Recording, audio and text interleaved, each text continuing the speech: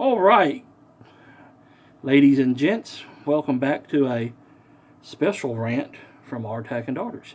Rick here. What are we going to rant about today? Rioters, looters? No. I think everybody's beat that subject like a dead dog. And police brutality. Does the police need to improve in their techniques? Of course. There's room for improvement for all of us, even in the industry that I'm in. Are all police racist? Are all white people racist? Of course not. Stop with that silly shit. Is Black Lives Matter a viable group? Of course not. No. That, to me, when you say Black Lives Matter, that brings memories and issues back to segregation.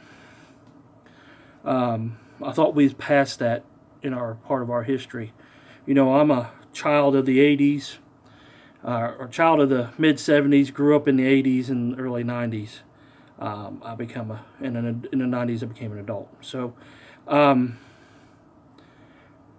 have been a minority as a white person. I went to a school that was 90% black and 10% white in Cincinnati, a junior high, and I lived in a pretty diversified neighborhood. The reason why that happened was because the busing issues that they've had. I know all big cities have had busing issues where they would truck kids across great distances just so they can have a quote unquote better education, and it didn't really pan out because some of the kids I went to school with, and I walked to school. I was like a block and a half away, one of the lucky ones.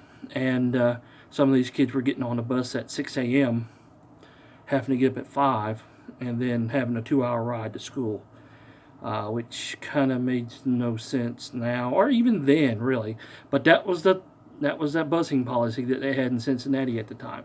Now, I didn't completely go to all of my 18 years of school in Cincinnati, only up to the 9th grade, and then I moved back to Kentucky, where I wasn't the minority. I was actually in the majority.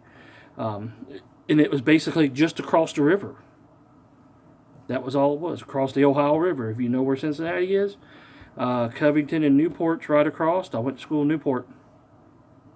Right across the Ohio River, not more than a mile. Didn't live more than 15 miles apart from those two sites, and it was that big a difference in demographics. And today it's not like that. It's more integrated today. When diversity happens naturally, it's a great damn thing. It is a wonderful thing. When you use things like affirmative action and you force diversity on a group of people, no matter what their color is, because there's only one race, and that's the human race. It's not a good thing, because if you're in the minority in that group, are you there because of the color of your skin, of your character, or are you there because you deserved it? Do you feel like the token person? And I've seen that. I have lost 3 jobs to the city of Covington, Kentucky, where I was born and raised somewhat and went to school somewhat in. Due because of affirmative action. I was a better candidate not once but 3 times. But because of diversity quotas, I didn't get the job. Now, then I was very, very bitter about that and didn't like it at one damn bit. And it wasn't fair the way I looked at it, because I worked hard. I lived in the projects. I grew up poor. I'm a little bit better off now, and better off than I am than my parents were at the same age I am. I'd say my parents were pretty successful. They made sure that I went to school, that I finished school, that I had some type of career, and they sacrificed to make that happen. Wasn't spoiled, didn't get everything I wanted, got what I needed when I needed it. So, and when they could spoil me and my sister, they did. They did. In my entire life growing up, we went on vacation one time. We went to Mammoth Caves in Kentucky. So I'm not telling you a sob story. I'm just saying I had to work to get everything I wanted, and nothing was handed to me whatsoever. So when people talk about white privilege, I was like, where the hell did I go? Where did I go? Need to go to sign up for this white privilege? Where do I get my card? And when does easy life come into me? Because it sure the hell hadn't happened. So when you say things like that, you kind of you piss me off, and you degrade all of us, not just white people, Asians, Black Americans, anybody that has to work hard to get where they need to go. That's the thing, that being in the greatest country on the face of this planet, our founding fathers had flaws, but they wrote a damn good constitution that covers us all. And we are by far the perfect union that you've ever seen on this planet, whether you believe that or not. And if you don't believe it, maybe you should leave. Do we have things that we need to improve on as a people? Of course. Do we have things that we need to improve on in a country, in our government? Of course. Do we need to hold politicians, not just the Democrats and the Republicans, to a higher standard and hold them for account for their actions? Of course we do. Do we need a viable third party? Maybe. But if they turn out to be like the other two parties that we got now, then we sure the hell don't need them. People, we're not a democracy. I don't know where the hell off some people go, oh, we're a democracy. No, we are a constitutional republic. And if you don't understand what that means, maybe you should look it up. In a republic, the rights of the individual, me, you, whoever, what's Matt? Those rights, your individual rights, is listed in the Bill of Rights. If you don't know what your rights are, mean more than any damn thing else. Just because of the Wuhan virus, the CCP virus, I'm not going to call it that 19 crap, because it is what it is. It's the Wuhan virus. Your constitutional rights do not disappear. I hope that all these record gun sales and all these new gun owners, and if you're watching this and you're a new gun owner, welcome to the 2A community. The Second Amendment makes all the amendments valid and keeps all the amendments valid. Why isn't it the First Amendment? Because if it wasn't for the First Amendment, I couldn't come to you on a platform controlled by far-left liberals and give you my opinion. The Second Amendment guarantees me the right to run my mouth. And there is responsibility when you run your mouth. You have the right to hate somebody. You have the right not to hate somebody. You have the right to run down the street naked, yelling, the aliens are coming. This little joke. Please don't do that. They'll think you're crazy. And then they'll try to take your rights away. The important thing is that there's consequences when you say things. It's a sad thing today when you can't give your opinion, whether it be right or wrong. You should be able to give your opinion. I'm willing to listen and tolerate even the far left to a certain point. I will listen. I will say, yeah, we need to improve. There's no way that I can say that our system, or if you're a conservative or a center-right, I consider myself a center-right person.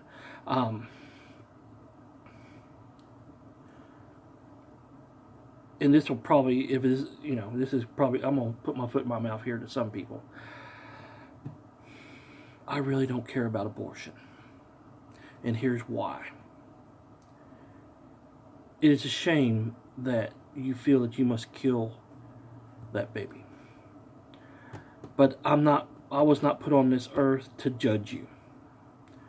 I would rather for you to have that baby, because once you have that baby, and those of you that have kids will know what I'm talking about. They literally and figuratively change your life for the better, not for the worse. I have never in all my years heard someone say, I should have never had that kid because it was the worst damn time of my life. Never. Never in my whole 45 years of being here have I ever heard anybody say that. Even Jeffrey Dahmer's mama probably wouldn't say that. Because, there was a time when he was growing up, he was the greatest thing since sliced bread. For those of you are fathers and mothers and have sons and daughters, you understand this. Now I have a grandson. Now, when women say, my body, my choice, you're absolutely right. But remember that, government, when you say I have to wear a mask because it's my body, my choice. It doesn't go both ways there. I mean, what's good for the goose is good for the gander, right? And I hope I got off on a tirade there on abortion. I don't really want to do that because there's other reasons why abortion should happen. Not because you're lazy and don't want to pull out or don't want to wrap it before you tap it. Those are not reasons why. You're not being held accountable for your actions. And again, we're a constitutional republic. It's legal to have one. Should you have it before a heartbeat? I think so. So let's get off the abortions, go back to the Second Amendment.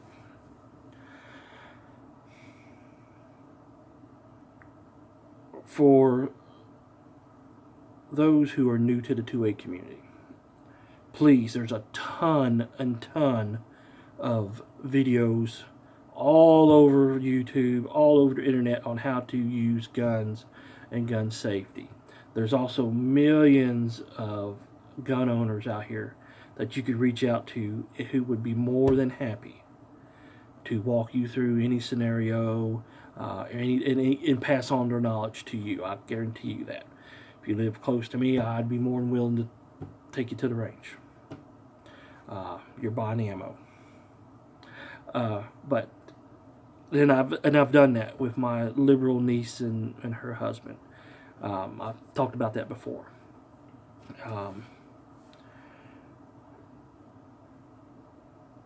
For it, the Second Amendment doesn't say you have to have training, but it is in your best bet to have some type of training, either formal or informal, from a friend, from a YouTube video. Go out to the range. I'm telling you, gun owners will help you. Even if you are a center-left person, even if you're, as long as you're not a far left-wing nut job, we're going to help you. We would be more than willing to help you. If you're a libertarian, we'll help you. So I want all you new gun owners to understand that we're here to help you. And now maybe after you've purchased your first firearm, you understand about how we don't like gun control. How gun control doesn't help you.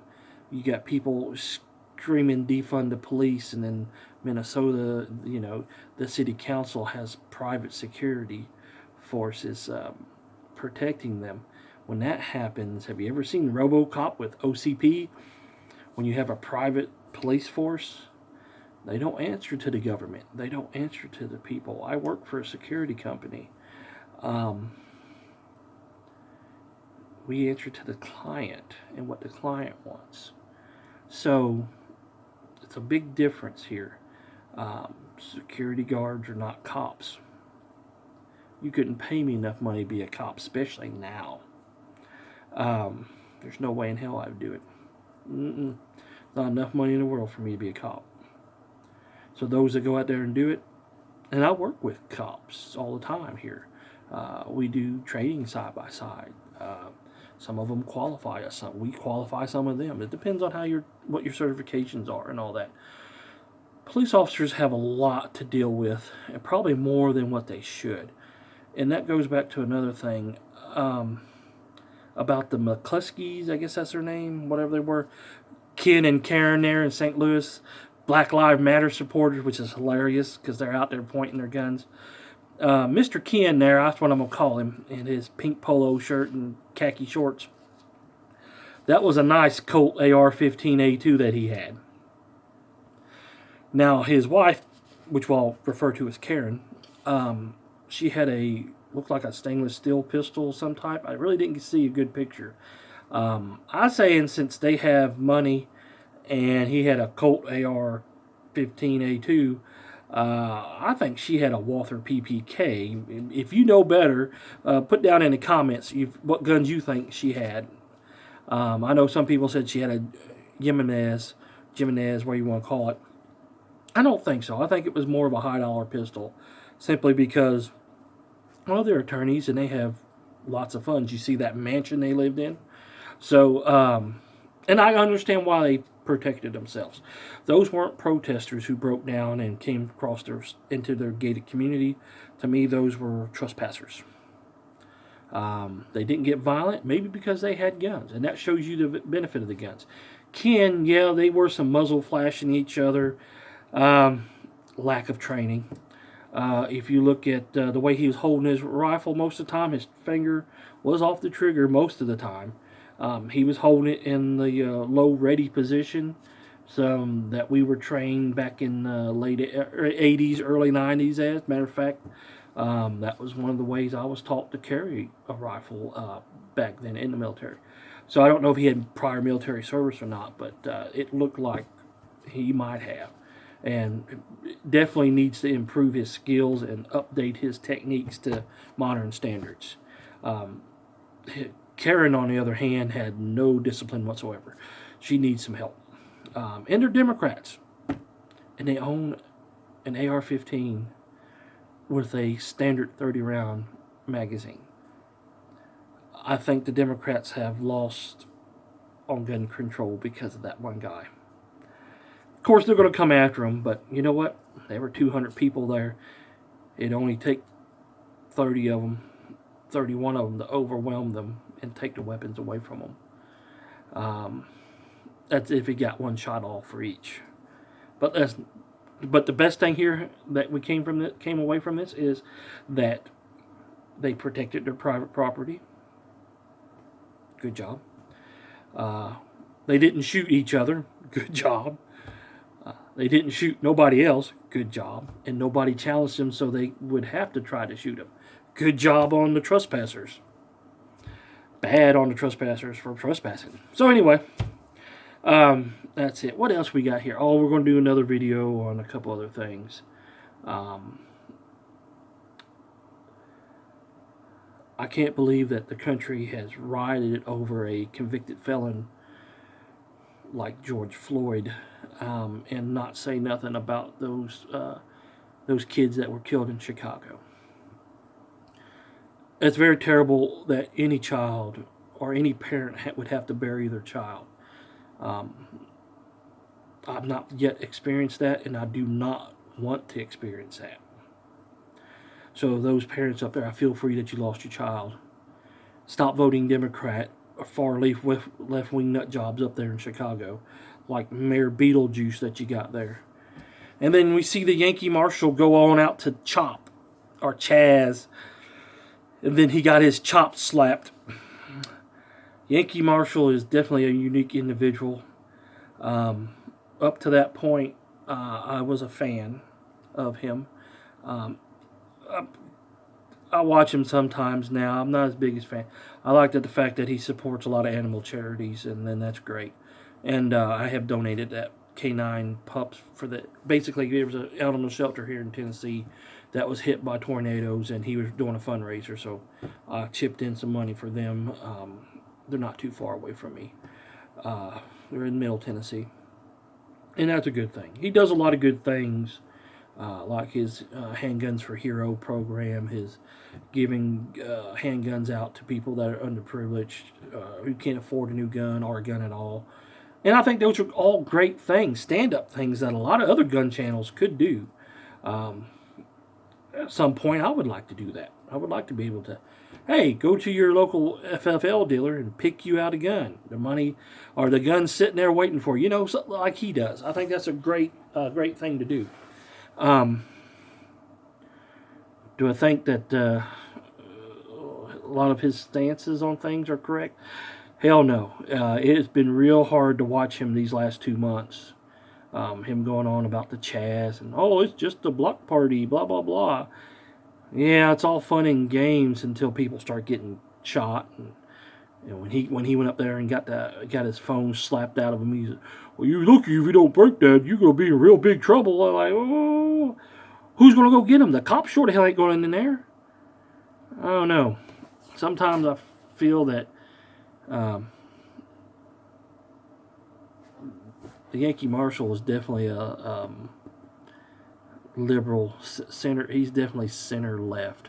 I think he's just a Democrat who likes guns, basically, which is fine. It's good, and nothing wrong with that. I think he should come up with that.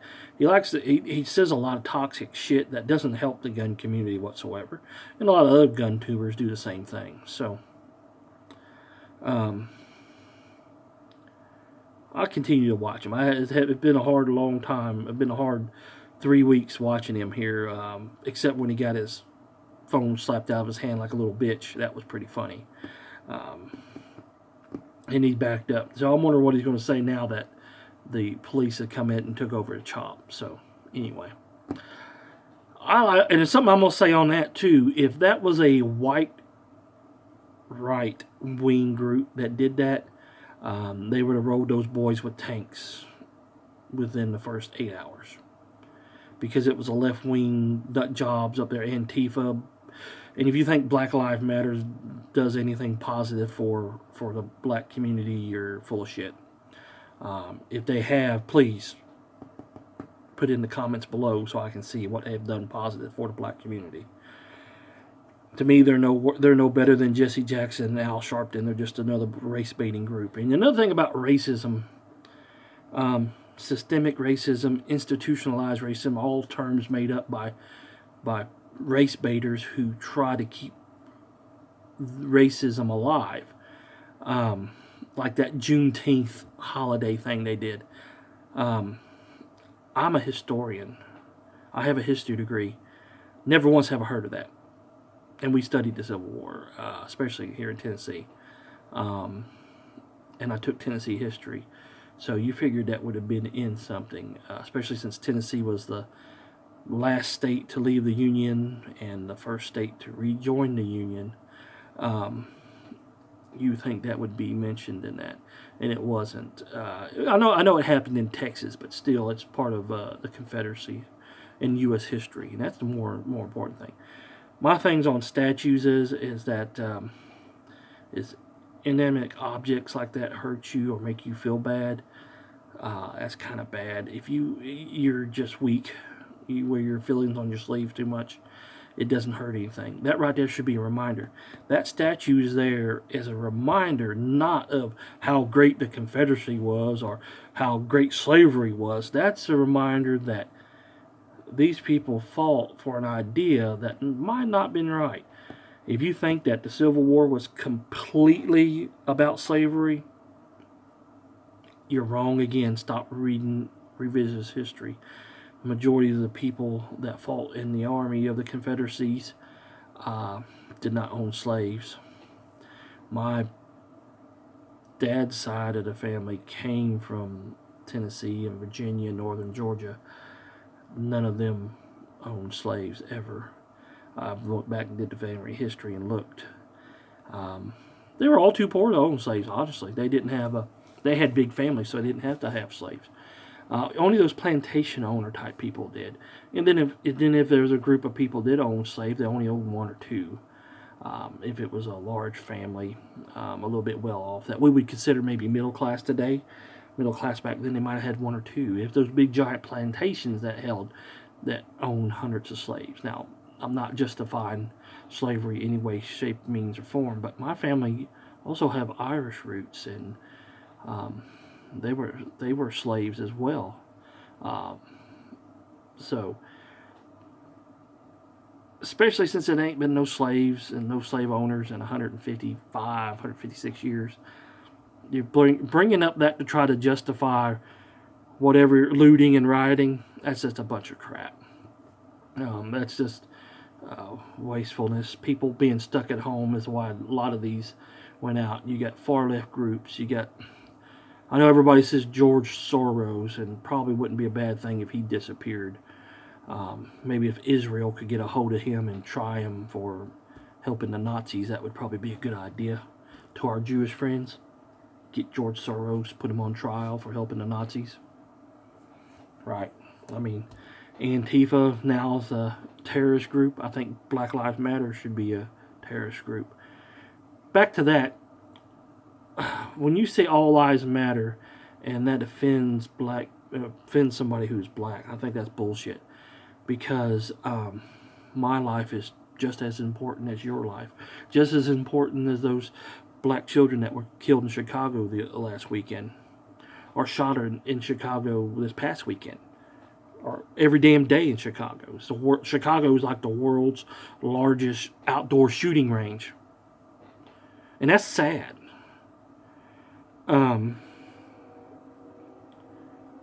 Black lives can't matter until all lives matter. Because when you segregate yourself like that, you try to make yourself look superior. Do I know what it feels like to be a black person who has experienced racism? No, I cannot say I have. But I can say I have been a white person who has experienced racism. And I don't like it. And I can understand where they're coming from. But we don't live in that world like that anymore. Racism, you would think, would be a thing of the past because we've had a black president. I think Obama as a failure as a president was not because of his, well, yeah, a lot of his policies just didn't make no damn sense. But he was the leader of our country, and wanting his policies to fail is like wanting the person who's flying the airplane that you're on is to crash. And that's just silly as hell. I think the real failure of Obama presidency was that he didn't come out and tell black America to take responsibility for your actions. He didn't support the police when they did right.